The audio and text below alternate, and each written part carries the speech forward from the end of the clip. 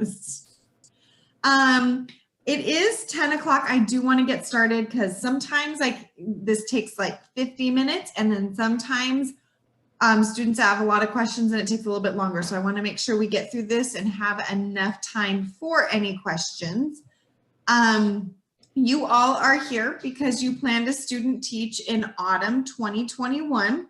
So if you think about that, that is 1 year from now. Actually, 1 year from now, you should be almost at your midterm of your student teaching. So we want to make sure that you have everything ready and in order for you guys to student teach, graduate, get licensed, all of those things throughout this next year. You might be like this girl on the main screen, holding your head thinking, oh my goodness, what does student teaching mean? What does the application process look like? Questions, questions, questions. And that is hopefully what I am here to help answer for you guys today. So I know with Zoom, it's a little bit harder. I was even just telling my husband the other day, like I would prefer to be in front of you guys because I can gauge questions. I can see your faces. So if you have a question, unmute yourself, raise your hand. Please feel free to stop me during this. I want to be able to answer your guys' questions. So that's what I will do, but I will try and get through this as quickly as possible. But again, answering all of your questions. So the Office of Field Experiences and the Office of Licensure are going to be your two offices for your points of contact from now and all the way through your student teaching and into licensure. So Danny Smith is the director of the Office of Field Experiences. I'm Megan Lenz, I'm the assistant director. And the two of us, the whopping two of us, are the Office of Field Experiences. You know, we're that big, huge office in the building. And then Christy Steinberg is our licensure and assessment manager. And she's the person who will complete the audit of your file to ensure that you have completed all the coursework that you need in order to get licensed, because I'm assuming you all want to get licensed when you're done with this. So it's very important that our office and Christy's office, we work next to each other, and actually we are right next to each other. And so it's very nice that we can work together to make sure that you all are prepared properly. I do want to make note, I forgot to say this before I really got started. When we're done with all of this, what I will do is I will send you, based on everybody that's attending right now, I will send you a copy of this PowerPoint for you to refer back to. So if you're taking notes, and I see some of you taking notes, that's awesome. But then I will also give you this PowerPoint so you can refer back to, like, oh yeah, Megan said this on what such and such slide, then you can refer back to that. So I appreciate that I see notes being taken, that's great. So the objectives, I'm going to go over what the student teaching experience is going to look like, then the application process, because it is a little bit of a process. And we want to make sure that you have all the proper steps in order to complete that process. And then when we are done, I am going to put an intent to student teach form in the chat box that you will fill out. That gives me an idea of who is planning to student teach. And again, it's just a plan, it's an idea. That doesn't mean that it's set in stone. I've actually had a couple of students who attended these and then realized, wait a second, maybe they're another semester out. So that is totally fine, or plans change and you need to take a semester off, or you're adding an endorsement and you need to take an extra semester's worth of courses, whatever that might be. This is just to give me an idea of about how many students we can expect to student teach next fall. So we will do that at the end of all of this. So the student teaching experience is your capstone experience. It is the end of your education career in the teacher education program, but it's just the beginning of what's going to be an amazing career. And so the capstone experience follows our semester, which is 16 weeks. And during your student teaching, you will be assigned 4 letter grades. Those 4 letter grades are based on the Charlotte Danielson framework for teaching, in which you have already had experience within your field experiences. So during your field experiences, those final evaluations are based on the Charlotte Danielson framework. You will have that same framework for your student teaching, and then you will receive 4 letter grades, 1 in each of the 4 sections: planning and preparation, classroom environment, instruction, and professional responsibility. So you will receive 4 letter grades for your student teaching. And then you will also receive an applied research and reflective practice credit, no credit. And that is something that you'll be working with one of our faculty members on in creating throughout your student teaching semester. We will go over that in much more detail when you are just about ready to start your student teaching, but just keep in mind that you will get 4 letter grades and then a credit, no credit at the end of your student teaching. Any questions? Megan? Yes. Oh, yeah. So I was wondering with section 1 through 4, are those actually like part of the names of the classes we'll be taking? They will. So it'll say EDU 495 or EDU 595, planning and preparation, or student teaching planning. It will have that in there, yes, as part of the title or an abbreviation of sorts of that title. But Okay. those will be the titles of your courses that you will be taking. Okay, thank you. Make sense? Okay, any other questions? Yeah, thank you. No, no problem. Okay, moving on. So, student teaching assignment variations. There are multiple variations of student teaching, and we want you to kind of know that there are different variations. The majority of our candidates are strictly elementary, early childhood, or a secondary single minor. Those of you that fall in that category, you have a 16-week placement. You just follow the semester. That's the way it goes. Now, we also have students who are K-12 majors, music, HHP, and art. Those candidates do a split placement. So 8 weeks in an elementary setting and 8 weeks in a middle school, high school setting to get them that K-12 breadth of experience. Then we also have secondary double majors, or somebody that's a secondary with a major minor, such as English, Spanish, or history, English, whatever that might be. And in that case, it would be a co-placement. So we will find a school setting where you could split your placement day to day, or periods and things like that. Or if it's like at Big Sky where it's a block schedule, it might be A day and B day, or blue and gold, or however they do that. But either way, we would split that placement accordingly at that school to get you enough experience in both of those majors or major minor. Then if we have anybody who is doing a gen ed plus a special ed, we would add 10 weeks to their gen ed placement. Now, I tell students that and they kind of freak out and they think, well, 16 plus 10, that's 26 weeks. That's a lot. And it is. So we have been able to truncate that 16 weeks down to 12 and then add the 10. So instead of 26 weeks, we're able to do 22 weeks. And then we just work with each student accordingly to do their gen ed plus their special ed. Then we also have, on very rare occasions, but it does happen, somebody that is secondary and elementary as a double major. And in those cases, I put variable because it really depends on where the field experiences were, what their preferences are, and things like that. So we work with those students on an individual basis to make sure that we are getting them the breadth of experience and that they are going to have everything that they need for licensure. Are there any questions about the assignment variations? Okay, moving on. So now let's talk about your placement options, because we have placement options.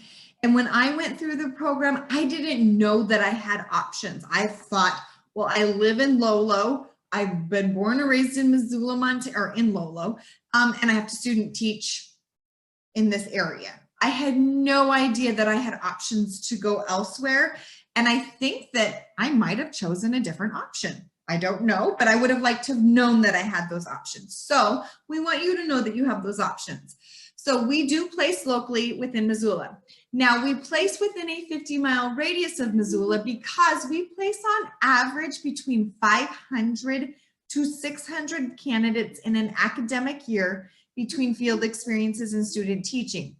If we placed every single one of you guys in Missoula proper itself, we would burden and burn out all of our teachers. So we kind of throw this net out because we have such amazing partners within this 50-mile radius.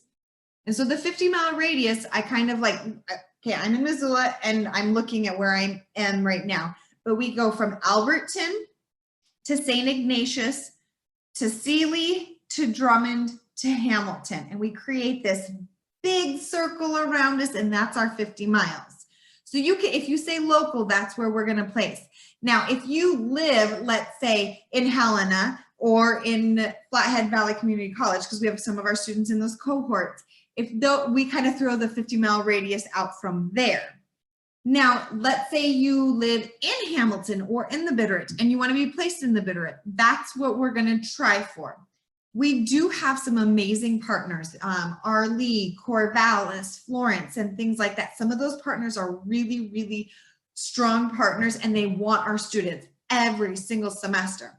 And so what we try to do is, find students that want those placements, or if we have a nice cohort, like, okay, we have 3 students who we can get to place down in Corvallis, and then they can carpool down, so we can do that. Then we also try and place in Montana, but outside of that 50-mile radius. So anywhere else in the state of Montana, you can be placed.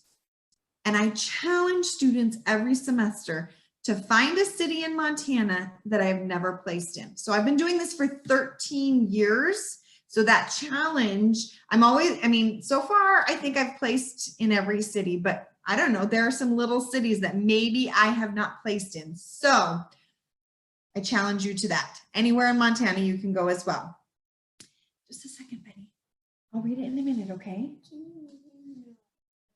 Oh, just one second. I have to read something in my mind. I love it. You're missing. Is that a period? Okay, you're good. You can go play. You can take a break. Sorry about that. Had to read. So sweet. I had to read the journal entry for the day. Okay, so those are 2 of your options. Your third option is out of state. So we place, and I've placed all over the United States. But in order to be placed out of state, you need to have at least a 3.0 GPA in your major GPA and your cumulative GPA. And then you have to have 2 letters of recommendation, and we have a specific form for that, and I will show you those when we jump to the website in a little bit. I have placed in almost every state. Most states are very welcoming to our students. I can tell you that the one state that we that has special requirements is California. You have to be a 5th degree in a 5th degree program. So you have to have had a bachelor's degree in order to student teaching California. That is not on us, that's on them, that's on their websites and things like that. So if you're thinking California, you'd have to be a grad student. Then you also have the option of student teaching out of country. Now, I'm hopeful things will be better by next fall, that we will actually have this option. And that would be 8 weeks here in Montana and then 8 weeks international. And again, those same things, 3.0 GPA, and then those 2 letters of recommendation. Again, I am hopeful. We had canceled all of their sponsored travel outside of the United States for spring semester. I really, really hope things are better for fall. So if you are contemplating thinking about that, let me know and we can have a conversation. Things to keep in mind if you are going out of state or internationally is that we really want you to show independence and leadership. Because, students that are in Montana, we are in the same time zone. And if you call me during the school day or email me during the school day, most likely I'll be able to respond to you in that same day. Now I have some students who are in Europe or in India or whatnot. And if they're calling me and needing help, I'm in a different time zone. I'm not going to be able to respond as quickly as possible.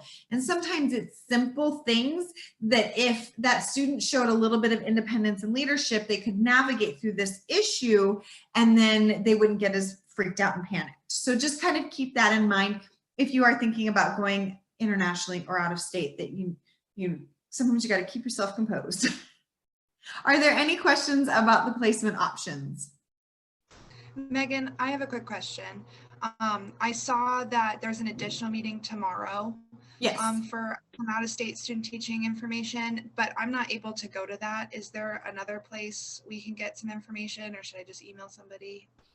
So I will, when I jump to the website, I'll show you where some out-of-state information is, and then you would just email me if you have additional questions.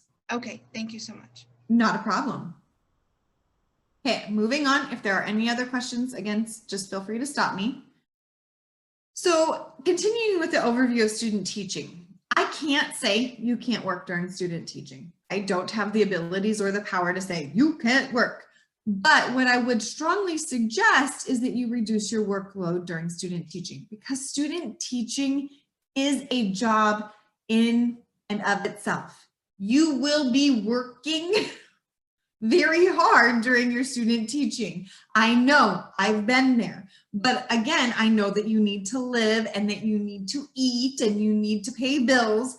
So doing the things that you can now until student teaching to try and save money, work as much as possible, getting scholarships, applying for grants and things like that, so that you can reduce that stress and that workload during your student teaching and devote your time to student teaching. So keeping that in mind. Also taking courses during student teaching. So if you are an undergrad student, you should have all of your coursework done prior to student teaching. We know that on very rare occasions, a class has been canceled, it's been changed for whatever reason, and a student has to take that during student teaching. It's usually a class that is either offered in the evening or online, and that student has to petition, and that petition has to be approved by our Field Experiences Committee to take that course.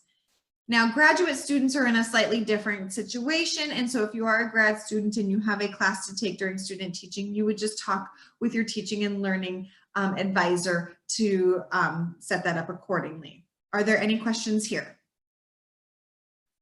Okay. So now moving on, we're going to go into the application process, and there are 5 steps. I can tell you that you will have at least 2, if not 3 of them done today. So that means you would only have 2 steps left. The first one is attending this information seminar. So if you are like me and you like check boxes and to-do lists and you like checking things off, and let me tell you, I will write things on a checklist that I've already done just so I can check it off. So yes, I like check boxes. So if you like check boxes, step 1, you guys, you can check it off. You're attending the information seminar. Step 2, you will complete an intent to student teach form when we are done with this presentation. So you can check box 2 off in just a little bit. And then step 3 will be downloading the appropriate handbook. So I will show you where those handbooks are when we get to the website. And if you're on your computer, you could actually do that and save it. And then guess what? Step 3 is done as well. Steps 4 and 5 are going to be completing the application packet, which there are going to be forms, professional documents, and supporting documents, and I will go through all of those. And then step 5 will be completing or submitting your completed application. And so I will go through all of this with you. As my 7-year-old has said, and it's a little thing that we say when we're getting ready to go, hold on to your buckets because we're going to be zipping through this. So hold on, here we go. So step 4 on that was completing the application packet, and there are 3 parts. Part 1 is application forms, part 2 is professional documents, and part 3 is supporting documents. So I'm going to jump to the application forms, and we're going to go, I'm going to jump onto the website and walk you through the steps to access these forms. And then to keep in mind that handwritten applications are not accepted. So you must download the appropriate application or applications and forms, save them so that you can fill them out electronically, and then you will print them. And there are a couple of forms that you will need to physically sign. So keeping that in mind. I will show you where the handbook is located because I will sure enough get at least 2 emails every semester from students saying, where's the handbook? I can't find the handbook. And I will show you that it will jump off the page at you in one spot No, it'll jump off the page at you in at least 2 spots. So I'm going to jump to the College of Ed website. So hopefully everything is still screen sharing. Can you see the College of Ed website? Thumbs up if you can still see it. Okay. So I'm on the College of Ed website. What I'm going to do is I'm going to go through the wonderful multiple links. And I apologize that there are so many links to get to our application, but that's just the way the website was built, and I am not the person that built the website. So just follow along. Are there questions as I get going? Okay. So degrees and programs is where you will go first. Then under degrees and programs, teaching and learning, because you all are part of the Department of Teaching and Learning. From there, we're going to hit field experiences. And then in field experiences, student teaching. And then in student teaching, we're going to go to application materials. And right here, it's going to start talking about all the application materials, the overview of the application process. What does number 2 say? Anybody? Student teaching handbook. Okay, so right there, it jumps off the page. It's a link, you click on it. I already have it open. And here is the handbook. It's right here. It's a PDF. Save it to your desktop, save it to a flash drive, whatever you need to do, but save it. And there are going to be 2 pages specifically that you will need to print from the handbook for your application. I don't recommend hitting print right away, because if you look, it's 131 pages. I mean, some people like to have this entire thing printed, but there are 2 pages specifically that you need to print. Otherwise, you can just save it. So jumping back to the website, you're going to have the handbook, and then you're going to kind of scroll down. Here are the deadlines. We'll go over those in a minute. And then you're going to just make note and look at all the applications. There are lots of applications, so you need to make sure that you pick the appropriate application. And again, handwritten applications will not be accepted, so make sure that you're downloading, saving, and typing in the correct forms. So elementary candidates, there are 3 options here. We have our general K-8 undergrad post-bac student teaching application. We have our early childhood undergrad post-bac application. And then we have our grad student K-8 elementary student teaching application. Scrolling down, then we have our secondary and K-12 student teaching applications. We have our undergrad and post-bac, and then we also have our grad student. Now, secondary students don't stop there, because this will only have our education courses, and I'll talk about those because I have them open and I'll show you. But then you also need to get your major and or minor requirements forms here. Now, if you are an elementary ed candidate and you're adding a secondary endorsement, you would do this as well. Anybody that's adding reading or literacy, you would do this right here. If you are adding special education, you would click this one here as well. So making sure that you pick the appropriate applications and then the major minor requirements forms. I'm going to keep scrolling down before I jump onto the actual applications. If there's anybody that's just special education, on occasions we have students or teachers that come back to add just special education, their applications are right here. Then if you are somebody who is thinking about going out of state, I can't remember who asked that. Was that Maggie or Anna? Somebody was asking about that. Here is an out-of-state student teaching requirements for, page. You would click on this one. Thumbs up. There it goes. Oh, I had it already open. And you're going to read through the information. It talks again about the GPA, recommendation forms, some things that you need to prepare because you have a couple of extra additional steps for out-of-state. So reading through all of this information. And then here are the 2 recommendation forms that would need to be filled out by a faculty member and a cooperating teacher so that we can ensure that you show and demonstrate some of that leadership and independence. Then if you are thinking thinking about international, we also have an overview for our international placements, and that is here. It goes over some different options for you. And then at the very end of that are also the recommendation forms. And then if you do pick one of our international programs, the applications for those specifically are here. So now I'm going to jump into the actual applications if there aren't any questions on this page yet. Okay, so first things first, I'm just going to jump into the elementary application because I was an elementary ed candidate. So I'm sorry if I'm being biased, but I'm an elementary ed major. So I look at this one. You're going to open it up. It's going to kind of talk to you about the deadlines again, and I will go over those in a few slides when we jump back to the PowerPoint. And then look at this, the very first sentence, download and read the student teaching handbook. The handbook is available online. Click here. So there's two places right here that the application or the handbook is kind of thrown at you, jumping out at you. Now, it's really important that you read through this application. If you look, it is only 8 pages long. It's not a 20-page application.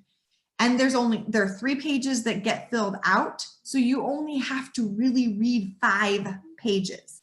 Now I'm going to walk you through all of the things on this, but it's really important that you read the application because honestly, the questions that I get from students as they're preparing their applications, the answers are in the actual application. And so I will say, refer to the application because the answers are there for you. So make sure that you read through the application materials, the timeline, again, those application forms, supporting documents, and professional documents. And then I'm going to go through those in a minute. Here are all of those things broken down for you. You will be calculating your GPA. So there's a little breakdown here for you. And then there is a checklist. So it's really important as you are preparing your application that you look at your specific checklist to ensure that you have all the parts and pieces. Now, it's, again, some of the questions I get from students are, hey, can you look at my application and make sure I have everything before I turn it in? There are 100 of you guys. I can't do that for 100 students. I can check you in physically, like take your application and check it in and accept it. So what I often say is make sure you have everything on the checklist. If you are ready and you have everything, bring it in early because I love early applications. I will get you checked in. And then if you were missing anything, you would have time to get it done. So then you just go through your checklist, check, check, check. Okay, I'm good. I can go turn it in to Megan. We're good to go. Then we get to the actual application. So this is where you're going to put your information so that we know what you want or what your hopes are for student teaching. You're going to put in your information up at the top. You're going to tell me where you are hoping, local, in-state, out-of-state, international, whether or not you'll accept a private or religious school, any relatives and whatnot. And then remember I said you'll have to save and print. Once you print this, you will then sign the application right here at the bottom. Then you're going to get in and start filling out the application. I've already started filling it out so that you can kind of see the way it's going to look. What you need to do is make sure that you are using abbreviations for the term and the year. So AU or FA for autumn or fall, SP for spring, and SU for summer. And then a 2-digit year, 18, 15, 17, 20, whatever it might be. So if you took classes at the University of Montana, all you need to do is fill in the term and the grade. Simple, that's easy. If you get to a class that you are currently taking or will be taking in the future, you just put the intended semester and year and leave the grade blank. So let's say maybe you scroll down here and you know that you're an elementary ed candidate and you're taking your level 3 next semester. So you would put SP21, leave the grades blank. It's as simple as that. What you will do though is if you have an approved substitute, you would put that here. So let's say you took Montana history from UM Western. So you would put Montana history.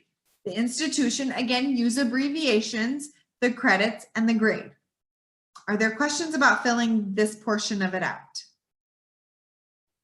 Okay, elementary ed candidates. It's going to ask you for your elementary content GPA right here. That is just this first page and these courses right here. You will add, or you will calculate your GPA specifically for these courses, and then that will be your elementary content GPA. Your cumulative GPA is what shows up on your transcript. Okay, so that is what the elementary application looks like. Now the secondary application looks very similar. Just a second, I'm pushing pause. My dog needs to go outside and she's pacing, so hold on.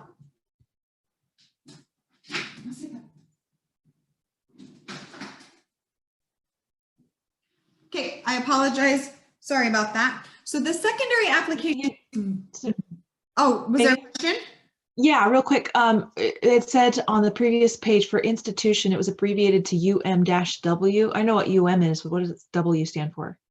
That's UM Western. There is a UM Western in Dillon. I was just using that as an example. We have students, let's say they took this from FVCC, Flathead Valley Community College. So okay. If you took an approved substitute from a different institution, you would just use the abbreviation there.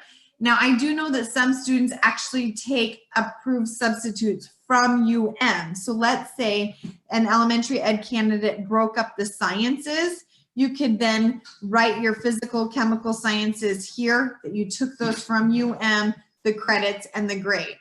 Does that make sense? Yes. Okay. Thank you. No, not a problem. Okay, so then jumping onto the secondary application, the first 5 pages are identical to the elementary ed application. So I'm going to just quickly zip through those. Here is the checklist, and then you will see that it's pretty much similar, except for that it's going to ask major, if there's a second major, minor, and then the teaching and learning mentor.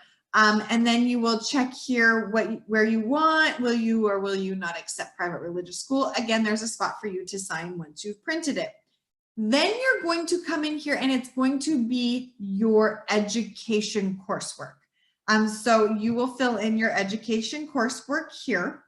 And then that is also why I said you'll need to open up your major requirements form. So I just picked history because that's one I just clicked on. You would then type in your history requirements forms here.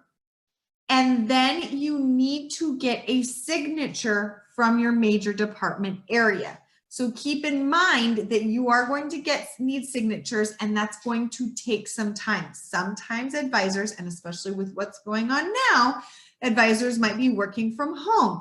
So you need to be in contact with them to plan accordingly to get signatures on these. So somebody from the history is going to have to sign off on this.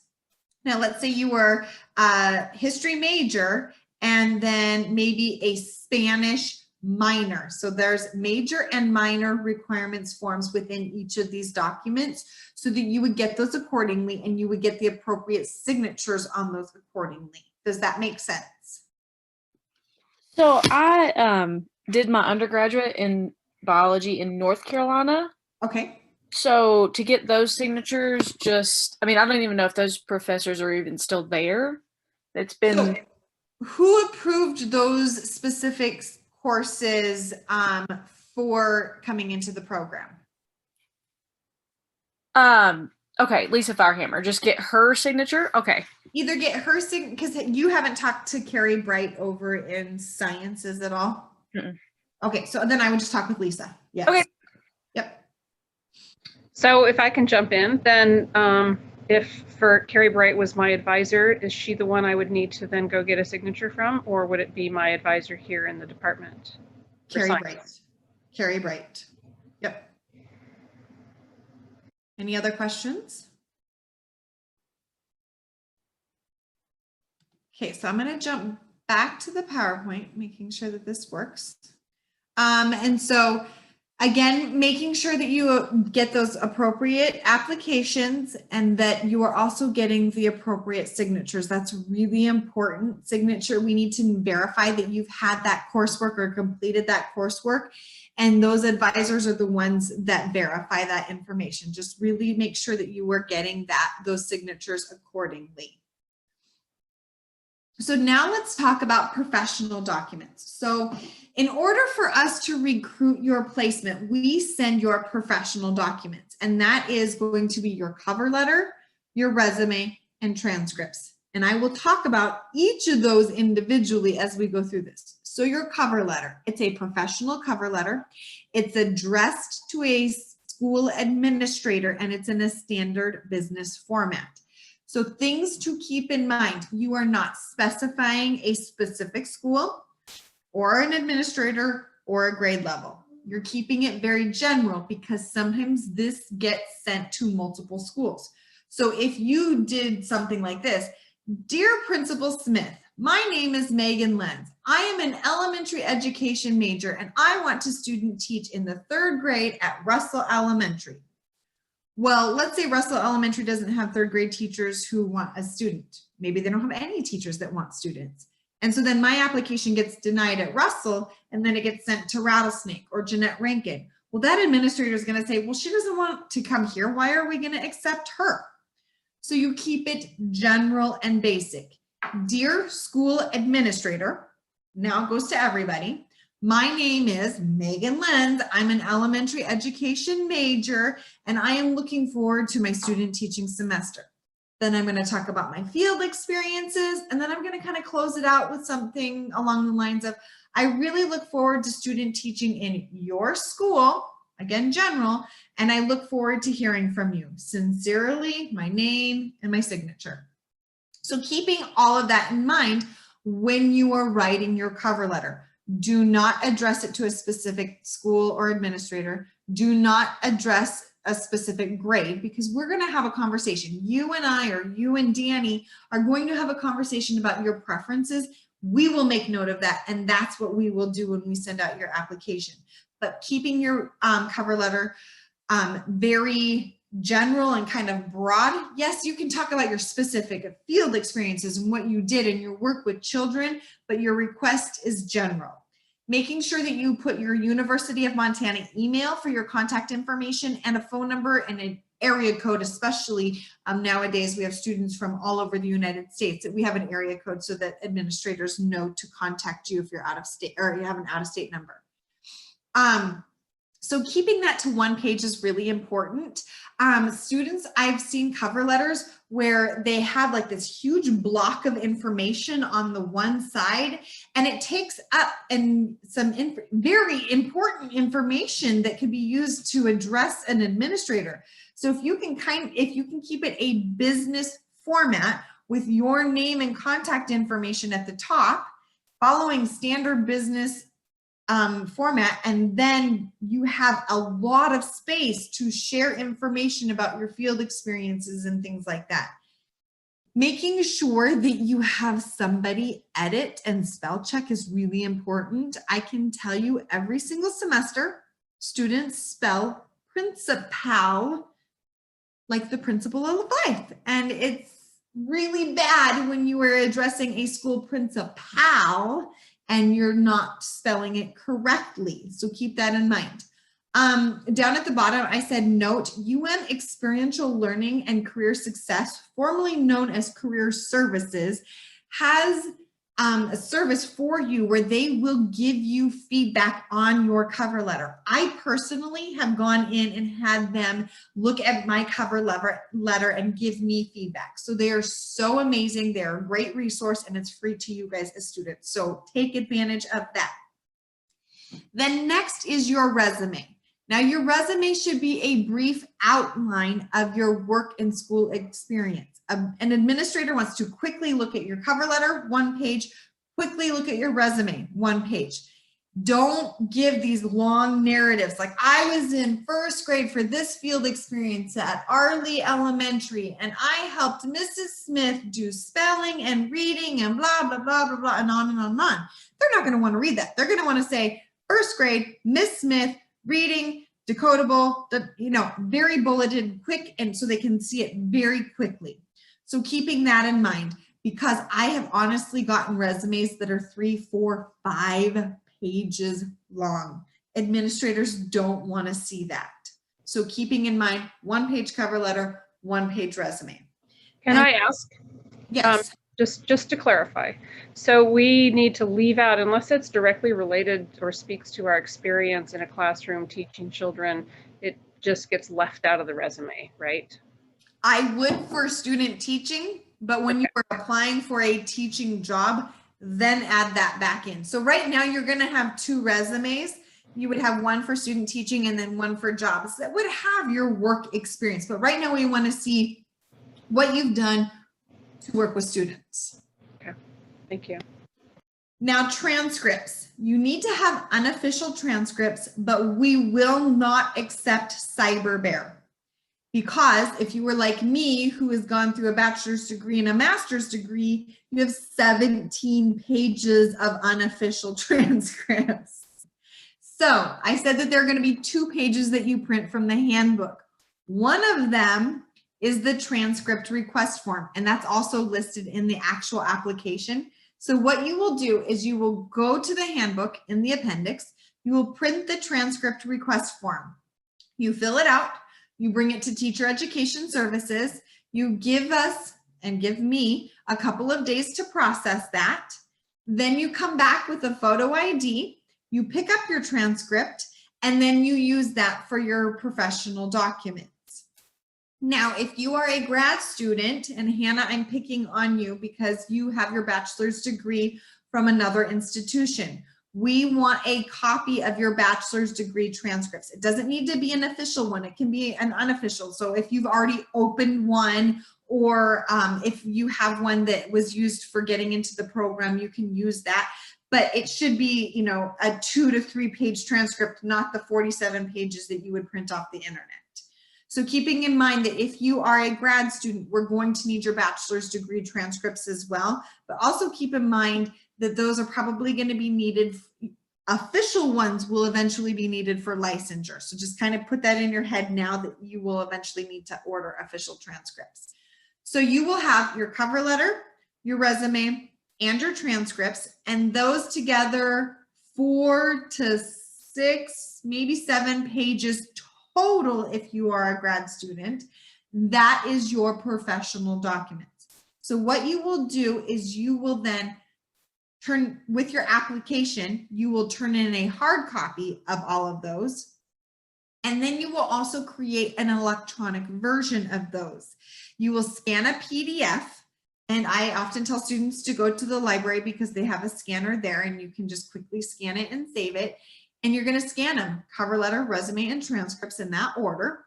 You're going to save it with your last name, comma, first name, and the semester that you're student teaching, autumn 21. Then you will email that PDF to me. I save it. And then what happens is that is what we send to the schools. So we keep the hard copy in your file so that we can reference it. But then that PDF electronic version is what gets sent to the schools. When I started 13 years ago, you had to submit 5 hard copies, and I physically mailed those to the schools.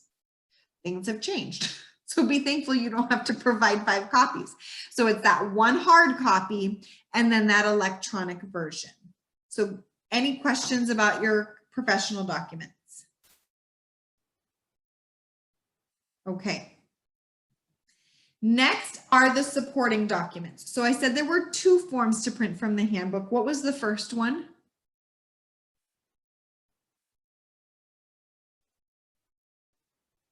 The transcript. Yes, the transcript request form. Thank you. And then the second form is the student agreement form. So it is also located in the appendix of the handbook. You will print it, and then you physically have to initial and sign and complete all of that information. So that's one of the parts of supporting document. The next is first aid and CPR.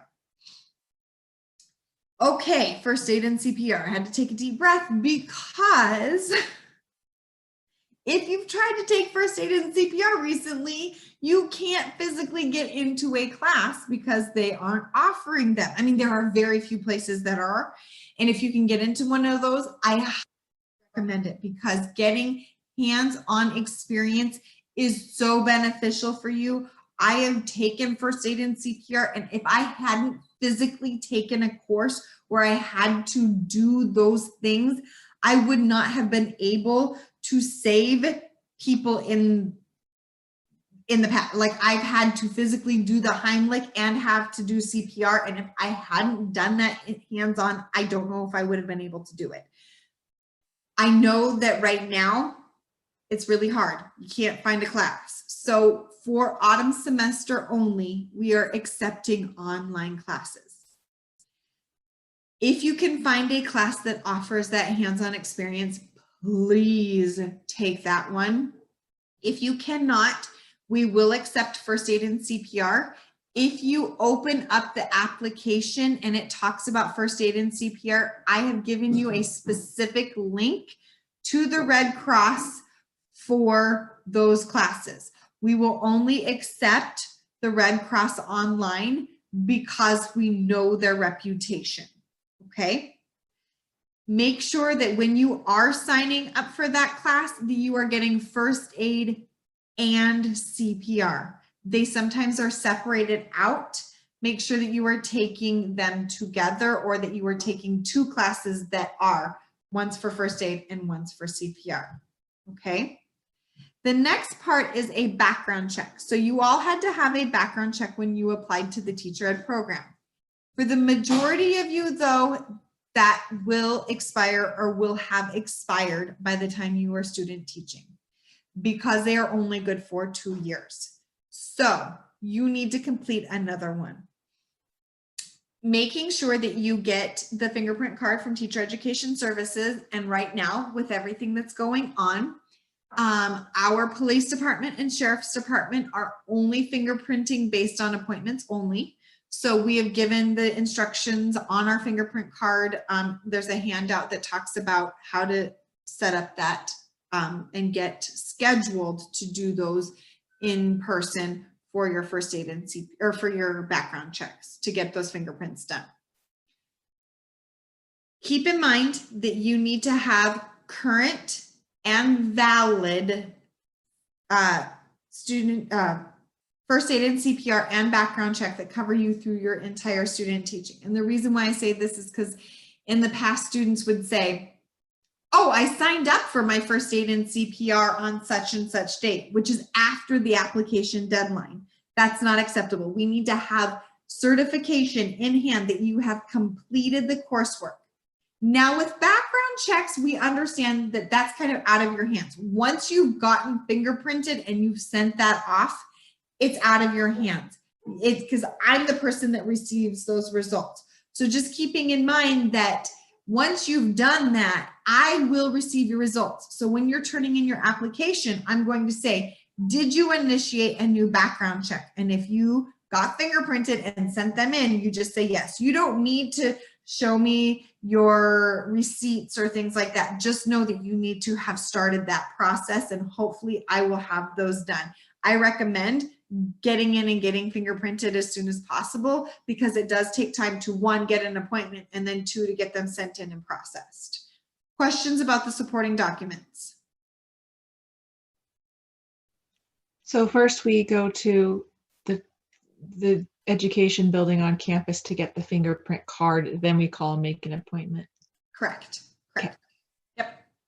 And if there is anybody who is out of the area, I don't know, I don't see everybody right now, but if we have anybody in Helena or Kalispell, I can send you the directions for filling out our card correctly so that we receive the results. And if you just need to send me an email so that I can send that to you. Any questions? I'm almost done here so that we can get you guys on your way. The next part is submitting your actual application. So look at that checklist that's in your specific application. If you have everything, if you can check everything off, then you are good to submit it. You will come to Teacher Education Services on or before, and I prefer before, the application deadline day. And I will physically, or Danny will physically check you in. It's not just a hand in your application and walk away. You will physically get checked in. We'll verify that you have your information.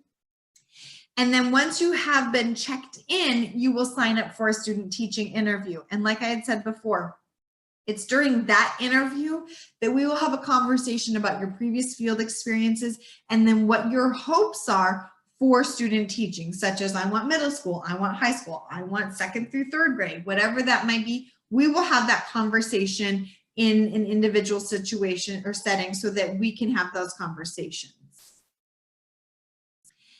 Next, the actual deadline days. So if you were thinking out of state, out of country, your deadline is coming up on November 20th by 5 p.m. And so just keeping in mind that you have about a month to get that information completed. It's like I said, once you get started, it's pretty quick and easy. I think the longest and hardest parts are going to be that first aid and CPR. And then getting those fingerprints done. Otherwise, you should be able to just quickly get through everything. November 20th, 5 p.m. That's the deadline. If you were thinking about local or in the state of Montana, your application is due on February 20th.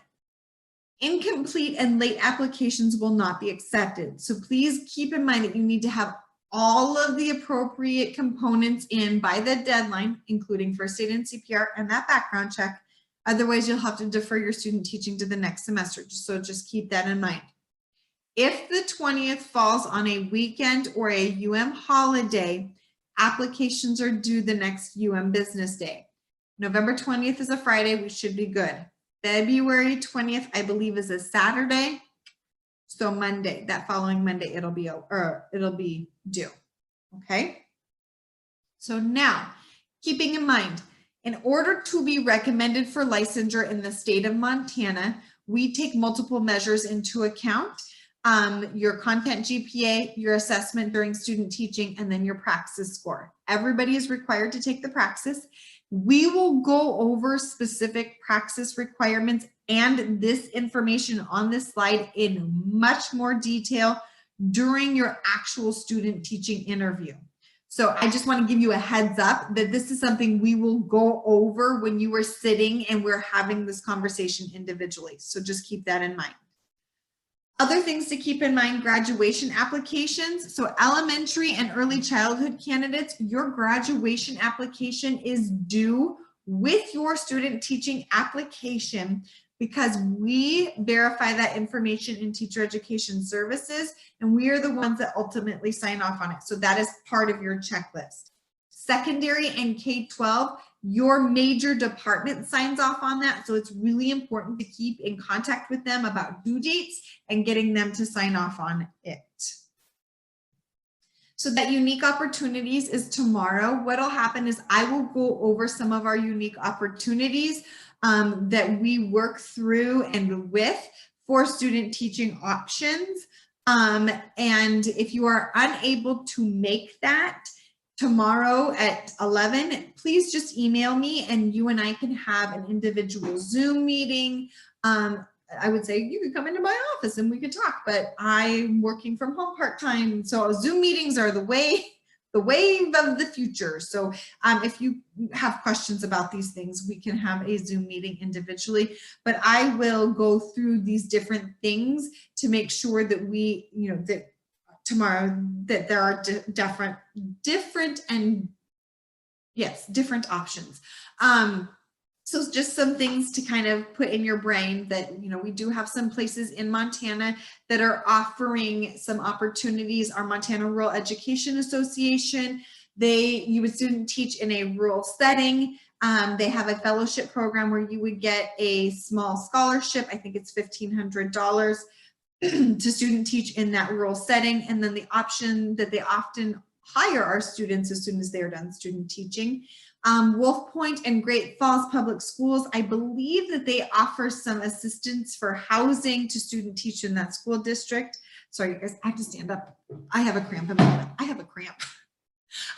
South Kitsap and Sunnyside School District in Washington, they are both school districts that often hire our students. I know that South Kitsap School District hires our students almost every semester. I have students who say, I got hired at South Kitsap. So I just tell students, you know, they're a great partner. They hire our students, so why not go and student teach there? Most of our student teaching, if you're going out of state, you are going to be paying for your own housing and living expenses. And that would be the same for South Kitsap. They're just a great partner.